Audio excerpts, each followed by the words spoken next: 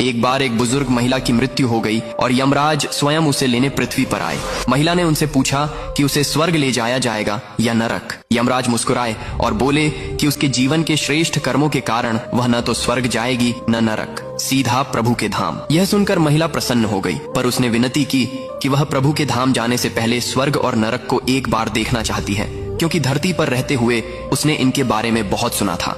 यमराज ने उसकी इच्छा स्वीकार की और दोनों यात्रा पर निकल पड़े। सबसे पहले वे नरक पहुंचे, जहां प्रवेश करते ही महिला ने लोगों की दर्द भरी चीखें सुनी।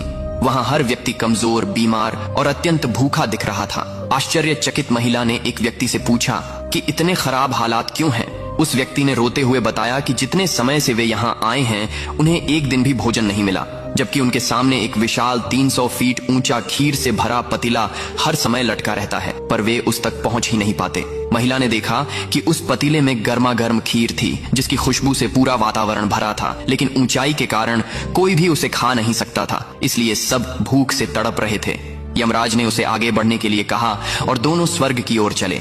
स्वर्ग पहुंचकर महिला ने एक बिल्कुल अलग दृश्य देखा। हर ओर खुशियां, हंसी खुशी से भरे लोग। लेकिन यहाँ भी उसने वैसा ही 300 फीट ऊंचा पतीला देखा जिसमें खीर भरी थी। उसने लोगों से पूछा कि वे इसे कैसे खाते हैं। स्वर्ग के लोग मुस्कुराकर बोले कि उन्होंने पेड़ों की लकड़ी से एक विशाल और मजबूत सीढ़ी बनाई है, जिसकी मदद से वे सभी मिलकर पतीले तक पहुंचते हैं और साथ बैठकर खीर का आनंद लेते हैं। यह सुनकर महिला समझ नहीं पाई कि नरक के लोगों ने भी ऐसा क्यों नहीं किया।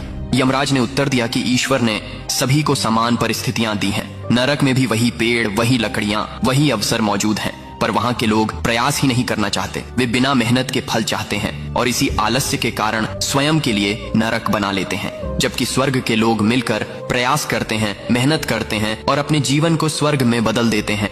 यमराज ने बताया कि स्वर्ग और नरक कहीं बाहर नहीं, बल्कि मनुष्य के अपने कर्मों में छिपे होते हैं।